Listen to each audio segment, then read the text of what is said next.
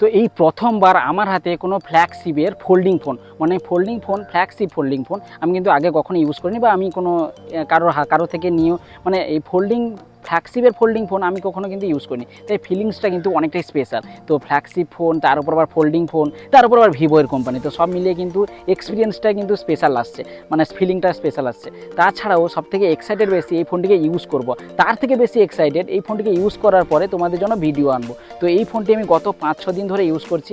এই ফোনের ব্যাপারে সমস্ত রকমের তথ্য আমি এই ভিডিওতে শেয়ার করবো, কারণ এই ভিডিওতে এই ফোনটিতে যেটা বলবো সেটা হচ্ছে Vivo X Fold 5।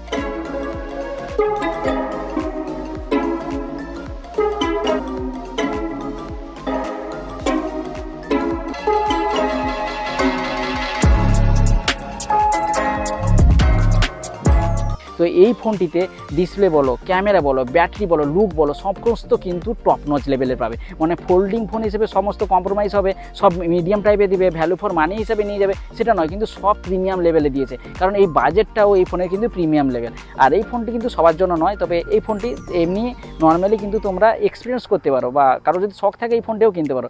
তো এই ফোনটিতে বাজেট আগেই বলে দিচ্ছি 1.5 লাখ টাকা, মানে 1,50,000 টাকা দিয়ে কেউ যদি ফোন কিনতে যাও তাই অবশ্যই কিনতে পারো, তাদের জন্য ওয়েলকাম। এই ভিডিওটা অবশ্যই পুরোটা দেখবে। এই স্পেশাল ফোনটিতে অনেক কিছু স্পেশাল আছে, যেটা আমার খুবই স্পেশাল লেগেছে এবং এক্সাইটেড লেগেছে বলে আমি বলছি যে এটা একটা এক্সাইটিং একটা ফোন। বিশেষ করে ফটোগ্রাফিটা, মানে ক্যামেরাটা, সেটা কিন্তু অনেকটা ডিএসএলআর এর লেভেলে নিয়ে যাবে। মানে এই ফোল্ডিং ফোন আবার ডিএসএলআর লেভেলে ফটো দুটো কিন্তু অন্য কোনো ফোনে ম্যাচ খায় না, কিন্তু এই ফোনটিতে ভিভো সেই ম্যাচিংটা নিয়ে এসছে জাইসের সাথে পার্টনারশিপ করে। জাইসের সাথে পার্টনারশিপ, সোনির ক্যামেরায় সব মিলিয়ে কিন্তু ভিভোর অপটিমাইজেশন, এগুলো মিলিয়ে কিন্তু ক্যামেরা ফিচার্সটা অন্য লেভেলে নিয়ে গেছে। তাছাড়া এই ফোনের লুকটা জাস্ট তোমাদের ভিডিওতে দেখেও বুঝতে পারছো যে লুকটা কত রকমের সুন্দর লাগছে। মানে একটা ছোট করে দিলে, একটা বড় করে দিলে, শখের জন্য এইসব ফোন ঠিকই আছে, শখ হিসাবে এই ফোন তোমাদের ব্যাপক লাগবে। তাই প্রথমে যেটা বলবো সেই ফোনটা হচ্ছে সেই ফোনের ডিজাইন। হলেও এই ফোনটিতে 9.2 mm এর থিকনেস আছে, যেটা নর্মাল ফোনের মতোই থিকনেস, মানে ফোল্ডিং অবস্থায় 9.2 mm এর থিকনেস। জাস্ট ভাবো যে নর্মাল আমরা ফোন ইউজ করি 8-9 মিলিমিটার থিকনেসে চলে যায়, এটা ফোল্ডিং ফোন হওয়া সত্ত্বেও এত কম থিকনেস, মানে ফোল্ডিং ফোন থাকা অবস্থায়। আর এই ফোনটিতে ফোন খোলা অবস্থায় তার থিকনেস আরও পাতলা হয়ে যাবে, মানে একেবারে স্লিমেস্ট ফোন, মানে slimmest flagship phone, slimmest folding phone বলতে পারো। এই ফোনটি ওপেন করে নিলে এই ফোনটিতে 4.3 mm এর থিকনেস আছে, মানে জাস্ট ভাবো 4.3 mm এর থিকনেস, খুবই স্লিম। থিকনেসের দিক থেকে, ডিজাইনের দিক থেকে সেরা বলতে পারো। সেই জন্য এই ফোল্ডিং ফোনের এক্সপিরিয়েন্সটা আরও বেটার হবে, কারণ অন্যান্য ফোল্ডিং ফোন অনেকটা মোটা টাইপের হয়, তো হাতে ধরতে বহুত বিরক্ত লাগে, তো সেই বিরক্ত ভাবটা এই ফোনে পাবে না। এই একটি ভেরিয়েন্টে একটি কালারেই লঞ্চ করেছে, কালারটা হচ্ছে টাইটেনিয়াম গ্রে, আর ভেরিয়েন্টে হচ্ছে 16 GB র্যাম, 512 GB স্টোরেজ, আর এর কোনো অপশন নেই, একটি অপশন। আর ফোনটি অত বেশি ভারীও নয়, এই ফোনটি ফোল্ডিং ফোন বলে অত ভারী বেশিও মনে আসবে না, 222 থেকে 223 গ্রামের কাছাকাছি এই ফোনটির ওয়েট হবে, তাই ভারী বেশি নয়, আরামসে এক হাতে ইউজ করতে পারবে। তবে এক হাতে খুলতে আমি চেষ্টা করেছিলাম, এই ফোনটি এক হাতে আমি খুলতে পারিনি, মানে ফোল্ডিংটা খুলতে পারিনি, তো এটা একটু টাইটে আছে। এই ফোনটিতে সামনে 2nd generation armour glass protection আছে। তবে ফোনটির লুকটা কিন্তু প্রিমিয়াম, খুবই প্রিমিয়াম, আর প্রিমিয়াম প্রাইস নিচ্ছে, প্রিমিয়াম ফোন তো হবেই। নিচে আছে speaker grille, microphone, USB type C, আর ইউএসবি টাইপ সিটা 3.2 জেনারেশনের, আর তারপরে আছে side mounted fingerprint sensor, power on off button, আর ভলিউম কি, আর শর্টকাট কিও আছে, এটা নতুন দিয়েছে অ্যাকশন কির মতো। অ্যাপেল ফোনে যেরকম অ্যাকশন কি থাকে সেরকম এই ফোনটিতে শর্টকাট কি আছে, যেটাতে অ্যাপেল ফোনের যে অ্যাকশন কিতে যা কাজ করা যায় এই শর্টকাট কিতেও সেম কাজ করে। আর উপরে আছে দুটি মাইক্রোফোন আছে, আর একটা আছে স্পিকার গ্রিল। আর এবার বলবো এই ফোনটিতে ডিসপ্লে, কারণ এই ফোনটিতে দুটি ডিসপ্লে, একটা বড় ডিসপ্লে যেটা ভিতরে, আর একটা উপরে ছোট ডিসপ্লে। তো দুটি ডিসপ্লে বলে দিচ্ছি। উপরে ডিসপ্লে মানে কভার ডিসপ্লের কথা বলছি, যেটা একটু ছোট হবে, তবে যেটা সামনে তোমরা দেখতে পাবে সেটা হচ্ছে কভার ডিসপ্লে। তো এই কভার ডিসপ্লেটা 6.5 ফিট ফুল এইচডি প্লাস এটি LTPO AMOLED ডিসপ্লে আছে, যেটা খুবই ভালো কোয়ালিটি, এবং ভিতরে উপরে সব জায়গায় কিন্তু LTPO AMOLED ডিসপ্লে আছে। তো ভিতরে বাইরে 120 হার্টজের রিফ্রেশ রেট আছে। অ্যাসপেক্ট রেশিওটা 21.5:9 এর, যেটা উপরে ডিসপ্লেটা মানে কভার ডিসপ্লেটা। আর এই ফোনটিতে 4500 নিটসের পিক ব্রাইটনেস আছে, উপরেও 4500 নিটসের পিক ব্রাইটনেস আছে, এবং ভিতরে 4500 নিটসের কিন্তু পিক ব্রাইটনেস আছে। তো দুটোতে ব্রাইটনেসের দিক থেকে সমান আছে। ভিতরে যে ডিসপ্লে আছে সেটা হচ্ছে 8.03 ইঞ্চির সেই LTPO ডিসপ্লে, এটা 2K প্লাসের LTPO ডিসপ্লে আছে, এটাও AMOLED ডিসপ্লে। আর টাচিং এক্সপিরিয়েন্স সেই দুটোর ক্ষেত্রেই সেম আছে। আর ভিতরে অ্যাসপেক্ট রেশিওটা হচ্ছে 4:3.5 এর, অতটা বেশি লম্বা মনে হবে না, স্কোয়ার টাইপের ফোন ইউজিং এক্সপিরিয়েন্স লাগবে। ব্রাইটনেসে খুবই ব্রাইট, আমি আউটডোরেও ইউজ করে দেখেছি, ইনডোরে ইউজ করে দেখেছি, মাল্টিমিডিয়া ইউজ করে দেখেছি, আউটডোরেও মাল্টিমিডিয়া চালিয়ে দেখেছি, ইউটিউব চালিয়ে দেখেছি, সব কিছুতে কিন্তু ব্রাইটনেসের দিক থেকে কোনো রকমের সমস্যা হবে না। 4500 নিটসের পিক ব্রাইটনেস, দুটো বড় ডিসপ্লেতে মাল্টিমিডিয়া এক্সপিরিয়েন্স করতে আরও দারুণ লাগবে।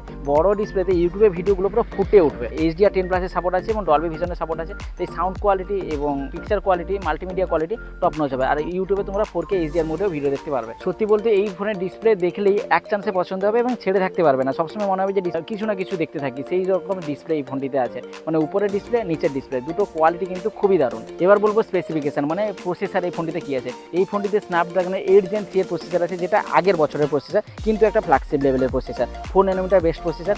নতুন প্রসেসর দিলে হয়তো বেটার হতো, কিন্তু এই প্রসেসরও কিন্তু ট্রাস্টেড প্রসেসর, এই প্রসেসরেও কিন্তু সব কিছুই ভালো চলবে। আগের বছরের ফ্ল্যাগশিপ প্রসেসর হলেও প্রসেসিংয়ের দিক থেকে বা ইউজিং এক্সপিরিয়েন্সের দিক থেকে কোনো রকমের অসুবিধা হবে না। LPDDR5X আলট্রা র্যাম টাইপ আছে, UFS 4.1 স্টোরেজ টাইপ আছে, তো সব কিছু কিন্তু লেটেস্ট দিয়েছে। পারফরমেন্স লেভেল কিন্তু টপ নচ পাবে, মানে মাল্টিটাস্কিং বলো, এমনি নর্মাল ইউজ বলো, সব রকমের ক্ষেত্রে কিন্তু পুরো হাই লেভেলের টপ নচ এক্সপিরিয়েন্স পাবে। বিশেষ করে ডিসপ্লে উপর নিচ করার সময়, ডিসপ্লে চেঞ্জ করার সময়ও কিন্তু কোনো রকমের ল্যাগ পাবে না।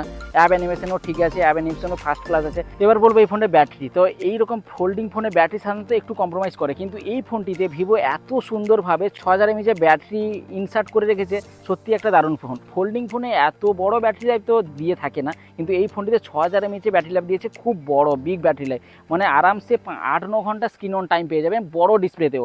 ছোটো ডিসপ্লেতে 9-10 ঘন্টা স্ক্রিন অন টাইম পেয়ে যাবে, মানে আরামসে যদি তুমি নর্মাল টাস্কও করো তাও তোমাদের 1-1.5 দিন আরামসে চলে যাবে। তবে চার্জ করার সময় 45 মিনিটে ফুল চার্জ হয়ে যাবে 80 ওয়াটের ফাস্ট চার্জিংয়ের সাথে। আর এই ফোনটিতে 40 ওয়াটের ওয়্যারলেস চার্জিং সাপোর্ট করে, রিভার্স চার্জিংও সাপোর্ট করে, রিভার্স চার্জিংও মনে হয় 5 ওয়াটের সাপোর্ট করে। এই ফোনটিতে প্রসেসরে আন্তত স্কোর তোমাদের 2.2 মিলিয়ন বা 2.1 মিলিয়নের কাছাকাছি চলে যাবে আন্তত স্কোরে, ঠিক আছে। হিটিং লেভেল এতটা নেই, কারণ এই প্রসেসর আগেই বলেছি ট্রাস্টেড প্রসেসর, আরামসে গেমিং চলবে, BGMI বা নর্মাল অন্যান্য যে কোনো গেমিং কিন্তু আরামসে চলবে। তারপরে বড় ডিসপ্লেতে গেম খেলার মজাটাই আলাদা আছে, তো কোনো রকমের সমস্যা আসবে না এই ফোনটিতে। উপরের ডিসপ্লেতেও গেমিং করতে পারো, ভিতরে ডিসপ্লেতেও গেমিং করতে পারো, যেটাতে খুশি গেমিং করতে পারবো, যেরকম খুশি। তো গেমিংয়ের কিন্তু আলাদা মজা আসবে, কোনো বাক্স আমি লক্ষ্য করিনি, ল্যাগ আমি লক্ষ্য করিনি, আমি যতটা ইউজ করেছি। এই ফোনটিতে ওএস অতটা হয়তো মন পছন্দের ওএস পাবে না, কারণ এই ফোনটিতে ফান্টাচ ওএস আছে, ফান্টাচ ওএস 15-এর সাথে অ্যান্ড্রয়েড 15-এর আপডেট আছে, তো সেটাতে লেটেস্ট সেটা বুঝতে পারছি। কিন্তু এই ফোনটিতে অরিজিন ওএস, যেটা ভিভো X200 FE-তেও বলেছিলাম, চায়নাতে যেটা চলছে ভিভোর অরিজিন ওএস, সেই অরিজিন ওএস কিন্তু এই ফোনটিতে দরকার ছিল, কারণ এই ফোনটিতে যদি অরিজিন ওএসটা চলে আসতো এই ফোনের লেভেলটা কিন্তু অন্যরকম হয়ে যেত। আর শুনছি নাকি 1 বছরের মধ্যে অরিজিন ওএস চলে আসবে ভিভোতে, কিন্তু সেই অরিজিন ওএস কিন্তু প্রথম থেকে এই ফোনটিতে দরকার ছিল, দিলে এই ফোনের এক্সপিরিয়েন্সটা কিন্তু আলাদা লেভেলে নিয়ে যেত। কারণ ফান্টাচ ওএসের জন্য ঠিকই আছে, ফান্টাচ ওএস ডিসেন্ট কোয়ালিটি, ওকে ঠিক আছে, কিন্তু অরিজিন ওএস থাকলে এটা কিন্তু ডিসেন্ট থেকে বেস্ট ওএসে চলে যেত। আর এই ফোনটিতে অরিজিন ওয়ার্ক বেঞ্চ নামে একটা ভালো ফিচার্স আছে, যেই ফিচার্সটা আমরা ল্যাপটপে বা ম্যাকবুকে ইউজ করে থাকি, সেই রকম একটা ফিচার্স এই ফোনটিতে আমরা পেয়ে যাবো। এই ফিচার্সের জন্য তোমরা 5-6টা অ্যাপকে একসাথে স্লিমলেসলি ইউজ করতে পারবে। তোমরা ভিডিওতে দেখতেও পাচ্ছ কতটা স্লিমলেসলি একের পর এক অ্যাপ ইউজ হচ্ছে, তো সেইগুলো কিন্তু এই অরিজিন ওয়ার্ক বেঞ্চের মাধ্যমে কিন্তু করতে পারবে, যেটা পুরো মনে হবে যেন ল্যাপটপের একটা এক্সপিরিয়েন্স পাচ্ছ বা ট্যাবের কোনো এক্সপিরিয়েন্স পাচ্ছ এই ফোনটিকে ইউজ করার জন্য। তো এটা একটা দারুণ ফিচার, যারা মাল্টিটাস্কিং করো তাদের ক্ষেত্রে এই ফিচার্সটা কিন্তু একটা প্রিমিয়াম লাগবে। এই ফোনটিতে 4 বছরের মেজর আপডেট পেয়ে যাবে, 5 বছরের সিকিউরিটি আপডেট পেয়ে যাবে।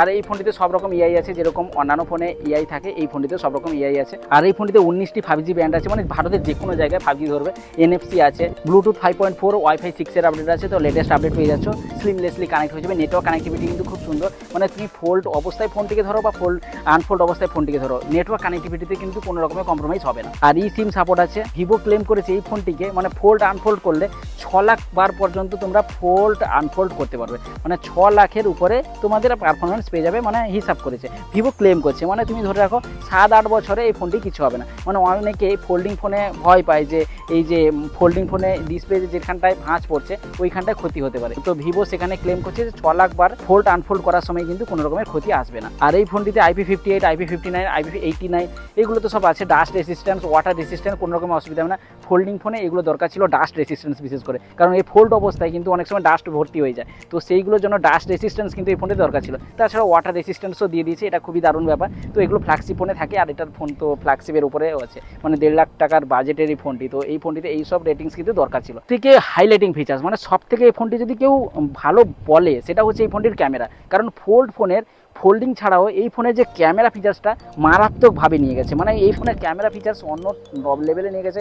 কারণ ভিভোর ফোনে এক্স সিরিজ বলো বা তার ভি সিরিজ বলো, ক্যামেরা ফিচার সবসময় ভালো হয়, কিন্তু এই ফোল্ড ফোনে এই প্রথমবার মনে হয়েছে যে কোনো একটা প্রিমিয়াম ফোন ধরে আছি, পুরো ক্যামেরা সেন্ট্রিক DSLR ধরে আছি। তো এই ফোনটির ক্যামেরা এক্সপিরিয়েন্স কিন্তু খুবই দারুণ, তোমরা ফটো কোয়ালিটি আস্তে আস্তে দেখতেও পাবে, ফটো কোয়ালিটি কিন্তু মাইন্ড ব্লোয়িং। বিশেষ করে এআইয়ের মাধ্যমে তোমরা স্প্রিং, উইন্টার, তারপরে বিভিন্ন ঋতুর ফটো তোমরা অটোমেটিকভাবে এডিট করতে পারবে, সেগুলো তো আছে, যেটা ভিভো X200 এপিতেও বলেছিলাম এই ফোনটিতেও আছে, সেই সেম আছে, তাই সেটা নতুন করে আর বলছি না। পিছনে 3টি ক্যামেরা সেটআপ আছে, 3টি 50 মেগাপিক্সেলের, মানে 50-এ ভর্তি করে দিয়েছে। একটা হচ্ছে 50 মেগাপিক্সেল টেলিফোটো লেন্স, যেটাতে তোমরা 3.5x পর্যন্ত জুম করতে পারবে, তো সেটা নিয়ে কোনো রকমের সমস্যা নেই। সেটাও সোনির IMX8 এর সেন্সার। আর একটা হচ্ছে 50 মেগাপিক্সেলের মেন ক্যামেরা, সোনির IMX9 এর সেন্সার, খুবই দারুণ ব্যাপার। আর আলট্রা ওয়াইড 50 মেগাপিক্সেলের আছে, যেটা স্যামসাংয়ের JN1S। তো এই ফোনটিতে কিন্তু ফটোগ্রাফি লেভেল টপ, যে যখন ফটো তুলবে তখনও বুঝতে পারবে এই ফোনে ফটো তোলার পরে এআই কিন্তু আরও ফটোটাকে ইনহ্যান্স করে দিতে পারে। তো সেই এআই কিন্তু কাজ করবে ফটো তোলার পরেও, তো সেই ফটোকে আরও নেক্সট লেভেলে নিয়ে যাচ্ছে। সোশ্যাল মিডিয়া রেডি পেয়ে যাবে, কালার খুব দারুণ, ডিটেলিং খুব দারুণ। তোমাকে একটা বাচ্চার ছবিও দেখিয়ে দিচ্ছি, চোখে আমি ছবি তুলেছি, তার চোখেও আমার ছবি চলে এসেছে, মানে এতটা ডিটেলিং আছে ভিতরের ডিসপ্লেতে। আর এই ফোনটিতে সামনে মানে কভার ডিসপ্লেতে 20 মেগাপিক্সেলের সেলফি বলতে পারো। তবে তোমরা সেলফি তোমরা মেন ক্যামেরা দিয়েও সেলফি তুলতে পারবে, যেহেতু এটা ফোল্ডিং ফোন। তো মেন ক্যামেরাতে যা যা ফিচার্স তোমরা পাবে সেটা সেলফিতেও ইউজ করতে পারবে। ভিতরে ডিসপ্লে সেটাতেও 5 হলে কিন্তু 20 মেগাপিক্সেলের সেলফি আছে। যে আমার দেখা বেস্ট ফোল্ডিং ফোনের ক্যামেরা হচ্ছে এইটা, মানে ফোল্ডিং ফোনেও এত সুন্দর ক্যামেরা হতে পারে সেটা আমি আশাও করিনি। এই ফোনটি কিন্তু সেই লেভেলে নিয়ে গেছে। আর এই ফোনটির ভিডিওগ্রাফিতে তোমরা 4K 8K সব রকম ভিডিও করতে পারবে। তবে 4K 60 fps ভিডিওগুলো কোয়ালিটি ভালো হবে। আর 8K তে সাধারণত কেউ ভিডিও করে না, এই 8K রেকর্ডিং কিন্তু সাপোর্ট। আর তবে কভার ডিসপ্লের যে ক্যামেরাটা সেটাতে 1080p ভিডিও রেকর্ডিং করতে পারবে, তবে সেটা দরকার নেই, কারণ আমরা মেন ক্যামেরাতে তো 4K তারপরে 8K ভিডিও রেকর্ডিং পেয়ে যাচ্ছি। আর কভার ডিসপ্লে ক্যামেরাতে আমার দরকার হবে না, কারণ মেন ক্যামেরা দিয়ে আমরা ভিডিওগ্রাফি করে নিতে পারবো। তো কভার ডিসপ্লেটা জাস্ট নামে আছে, কভার ডিসপ্লে যে ক্যামেরাটা যেটা 1080p ভিডিও রেকর্ডিং হবে ওটা জাস্ট নামে থাকবে। তবে ভিডিও কোয়ালিটি খুবই দারুণ, ভিডিও করে সত্যি photo quality video quality folding phone হিসেবে কিন্তু এই ফোনটিতে সেরকম তোমাকে একটা মার্ক ছেড়ে দিয়ে যাবে। আর 100x পর্যন্ত তোমরা ভালোভাবে জুম করতে পারবে, তবে কোয়ালিটি হয়তো কম্প্রোমাইজ হবে, কারণ 100x এর জুম ফটো কিন্তু অতটা ভালো কোয়ালিটি আসে না, কিন্তু এআইটাকে ইনহ্যান্স করে ভালো কোয়ালিটি আনার চেষ্টা করবে। তো এটা দারুণ ব্যাপার। কিন্তু 20x পর্যন্ত জুমটা কিন্তু সব সেন্সারে পেয়ে যাবে, সেটা নিয়ে কোনো সমস্যা নেই। তবে এগুলো জুমিং কোয়ালিটির দিক থেকে তোমরা তো জানোই 100x আর 20x এর পার্থক্যটা কী হবে। রিফ্লেকশন ইরেজার, ফটোকে রিসাইজ করা, তারপর ফটোকে বিভিন্ন ইরেজ করা, এরকম তো এআই ফিচার্স তো সাধারণত সব ফোনেই থাকে, এই ফোনটিতেও আছে। আর এই ফোনটিতে টেলিফোটোতে স্টেজ মোডেও ফটো তুলতে পারবে, মানে স্টেজে তোমাদের পারফর্মার যে থাকবে তাকেও তোমরা দূর থেকে জুম করেও ভালো কোয়ালিটির ফটো পেতে পারবে। আর ভিভো ফটোগ্রাফিতে কিন্তু নতুন নতুন অ্যাড করে। তারপরে এই ফোনটিতে জাইসের সাথে পার্টনারশিপ আছে, তাই ফটো কোয়ালিটির ফিচার্সগুলো, ফটো কোয়ালিটির ফিল্টারগুলো কিন্তু আলাদা লেভেলের আছে। যদি অফলাইন বাজারে ফোন কিনতে যাও তাহলে একটাই অপশান হচ্ছে রেখা টেলিকম, যেটাতে তোমরা গেলে খুব সস্তাতে এবং অনলাইনে থেকেও কম দামে বেটার অফারে বেটার ডিলে কিন্তু এই ফোনটি রেখা টেলিকম থেকে কিনে নিতে পারবে। আর এই ফোনটিতে পুরো লাইভ এক্সপিরিয়েন্সও করতে পারবে, আগে ফোনটিকে দেখে নেবে ভালো করে, তারপর সেই ফোনটি সেই দোকান থেকে কিনে নেবে। আশা করি অনলাইনে থেকেও বেটার ডিলে তোমরা পেয়ে যাবে। আর তার সাথে গিফট তো রেখা টেলিকম থেকে সবসময় দিয়ে থাকে, তাই রেখা টেলিকমে অবশ্যই ভিজিট করো এই ফোনটিকে লাইভ এক্সপিরিয়েন্স করার জন্য। তারপরে যদি তোমাদের পছন্দ হয়ে যায় তারপরে ফোনটিকে সেখান থেকে কিনতে পারো। পছন্দ হবেই না কেন, কারণ এই ফোনে যে যে ফিচার্সগুলো আছে আরামসে পছন্দ হয়ে যাবে, এক চান্সে পছন্দ হয়ে যাবে, ভাবতেই হবে না। তো চলো ভিজিট করে নাও রেখা টেলিকমে। তো আজকের ভিডিওটা এই পর্যন্ত। এই ফোনটি কিন্তু সবার জন্য নয়, কারণ এই ফোনের বাজেটটা হচ্ছে 1.5 লাখ, মানে 1,50,000 টাকা যদি কারো বাজেট থাকে, কিন্তু কারো শখের জন্য ওকে ঠিক আছে, কিন্তু এই ফোনটি সবার জন্য নয়। আর এই ফোনটিতে ফোল্ডিং ফোন হিসেবে সব কিছুই ভালো আছে, ডিসপ্লে, ব্যাটারি, ক্যামেরা, লুক সব দিক থেকে ভালো আছে। 1.5 লাখ টাকা খরচ করছেও সেই জন্য। তো 1.5 লাখ টাকা খরচ করে তোমরা যদি ফোনটিকে এক্সপিরিয়েন্স করতে চাও, যে শখ আছে আমার কোনো ফোল্ডিং ফোন ইউজ করা, তাহলে এই ফোনটি ঠিকই আছে, কোনো অসুবিধা নেই। আজকের ভিডিওটি এই পর্যন্ত। এই সুন্দর লোকেশনের ভিডিওটা যদি ভালো লেগে থাকে তাহলে অবশ্যই লাইক করে সমস্ত বন্ধুদের সাথে শেয়ার করে দাও। বাকি দেখা হবে তাহলে নেক্সট ভিডিওতে। সবাই ভালো থাকবে, খুশি। তো টাটা।